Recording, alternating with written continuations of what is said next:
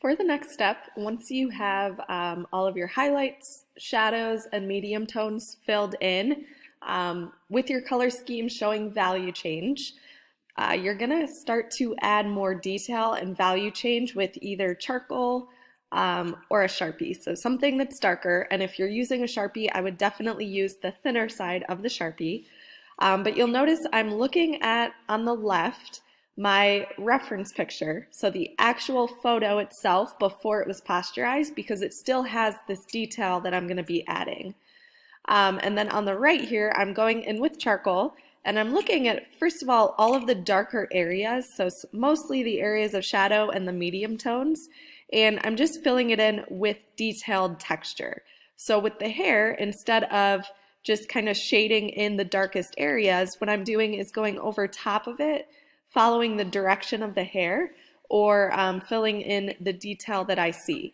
So think back to when we did the last project with the contour objects, where you're really observing and looking at the objects themselves. So in this case, the person or the portrait that you're drawing, and you're looking for the outline of those contour shapes on all of the areas that are lacking detail. So I would definitely go over the hair and fill in areas of detail with the shadows. You'll notice on the right here, the eye in the pasteurized photo was completely filled in with shadow, but then in the photo itself on the left, you can see that detail of the eye on the right. So I'm going in and filling in the detail there. I'm starting to shade in the background a little bit, looking at the right half of the face. I'm just really emphasizing contrast with this step. So I'm really making the darkest areas as dark as possible.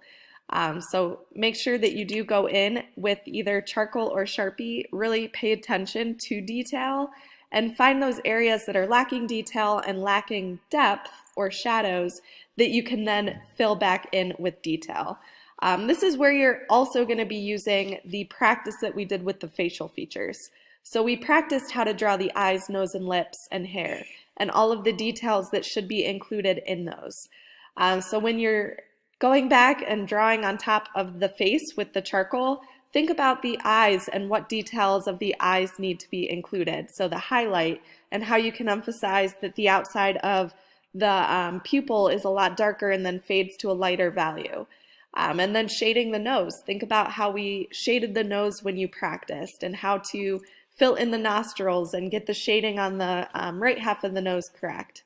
So just really take your time. Again, if you're using charcoal, I would recommend blending it out a bit. So either using your finger, if you have a blending stump, that's perfect.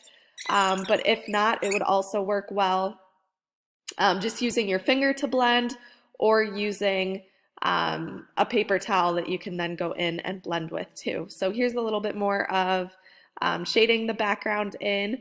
I would definitely do something in the background, whether it's a vignette where it's darker on the outside and fades to become lighter, or follow the value change that you had in the background before. And now I'm going in looking at the cheeks a little bit. So look at the face itself. Are there areas on the face that are lighter? And how can you go in to make those shadows on the outside of the face a bit darker? And then I'm just blending out some areas of shadow again with that blending stump, making some areas smooth. You could leave some areas unblended depending on if it's textured or not. And then I would also recommend going back with an eraser in areas that might be missing highlights. And then I'm also using this white charcoal. So I would recommend taking your white charcoal pencil from your art kit and going back over on top of your drawing on all of those areas of highlight. So anywhere that's completely white, I would go over it, add some details that way as well.